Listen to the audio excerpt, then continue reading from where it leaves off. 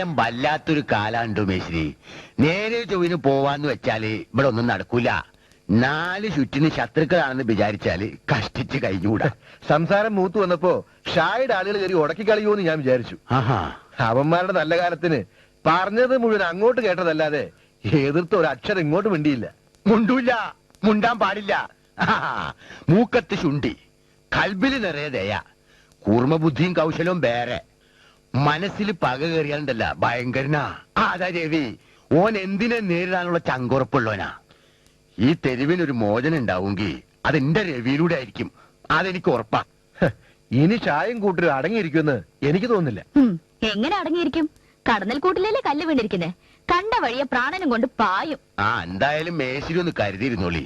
നേരെ ഒരുപാടായി. കൂട്ടിന് വേണമെങ്കിൽ ഇവരാരെങ്കിലും കൂട്ടിക്കോളി. അയ്യോ വേണ്ട. പോകുന്ന വഴിക്ക് ഓഫീസിൽ ഒന്ന് കയറണം. മെക്കാനിക് സുധാകരൻ എന്നെയും കാത്തിരിപ്പുണ്ടാവും. ഇല്ലാത്ത കാശുണ്ടാക്കി അവനെ LLBക്ക് പഠിക്കാൻ വിട്ടിട്ട് ഇപ്പൊ എന്തായി? അവൻ ഈ കാണിക്കുന്ന ക്രിമിനൽ ബുദ്ധിയുടെ പകുതി മതിയായിരുന്നു ആ പരീക്ഷ പാസ്സാകാൻ. അതെങ്ങനെയാ? പഠിച്ച് പാസ്സാകാൻ പാടില്ലല്ലോ. എൻറോൾ ചെയ്ത് ഏതെങ്കിലും കസേര കയറി കുത്തിയിരിക്കട്ടെ. അപ്പോ സാറിന് ഇതുപോലെ നാട് നീളെ നടന്ന് തട്ടാനൊക്കത്തില്ലല്ലോ. ഇയാൾക്ക് ഇതെന്തോ നിന്റെ സൂക്കേടാണൊന്നും മിണ്ടായിരുന്നൂടെ? അയ്യോ മോനെ, നീ കൈ മുറിക്കണ്ട. അവൻ എന്തെങ്കിലും പറഞ്ഞിട്ട് പോട്ടെ. നീ അത് കാര്യാക്കല്ലേ. വേണ്ട, കാര്യമായിട്ട് എടുക്കണ്ട. അല്ലെങ്കിലും അമ്മയാണല്ലോ ഇവനെ ചീത്തയാക്കുന്നത്. ഇവൻ ഒരുത്തൻ കാരണം ഈ കുടുംബം മുടിയും. സ്വന്തം കൂടപ്പിറപ്പിനെ എപ്പോഴും ഇങ്ങനെ ദൂഷിക്കരുത് കേട്ടോ. കഷ്ടപ്പെടുന്നവരോട് കാരുണ്യം കാണിക്കുന്നതാണോ തെറ്റ്? എന്നാ ചീപ്പ് കോപ്പ്.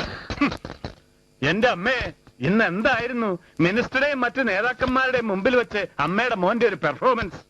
ഫയല് മറിക്കുന്നു, കണക്കുകൾ വിളമ്പുന്നു, പടുവെടുപ്പൻ ഡയലോഗുകൾ വെച്ച് കാറ്റുന്നു. എടാ മോനെ രവി, 10 കാശ് സ്വന്തമായി അധ്വാനിച്ചുണ്ടാക്കാൻ കഴിയാത്ത നീ എങ്ങനെയാടാ നാട് നന്നാക്കണേ? അല്ല, മനസ്സിലാഞ്ഞിട്ട് ചോദിച്ചതാ. എന്റെ ഹരി, നീ ഒന്ന് അവനെ ചാടി കടിക്കാതെ. അവൻ എങ്ങനെയെങ്കിലും നന്നായിക്കോളും. നീ ഒന്ന് വല്ല സൈക്യാട്രിസ്റ്റിനെ കാണിക്കണം അല്ലേ രാധ? ഓ, അത്രയൊന്നും വേണ്ട. പച്ചയിറക്കൽ കൊണ്ട് 2 പെട കൊടുത്താലും മതിയാവും. അതേടി, എനിക്ക് വട്ട. നീ എന്റെ അനിയനാണെന്ന് മിനിസ്റ്റർങ്ങാനും അറിഞ്ഞാണ്ടല്ലോ. വേണ്ട, അത്ര കുറച്ചാണെങ്കിൽ അനിയനാന്ന് പറയണ്ട. പക്ഷെ ചേട്ടനാണെന്ന് ഞാൻ എല്ലാവരോടും പറയും. നീ എന്നെ പരിഹസിക്കുകയാണോ? പരിഹസിച്ചോ. പക്ഷെ ഒന്ന് ഞാൻ പറഞ്ഞേക്കാം, ഒരിക്കലും ഊരാൻ പറ്റാത്ത ഒരു കുടുക്കിലേക്കാണ് നീ പോകുന്നത്. ശരി, വരെ വെച്ചിരിക്കുന്നു.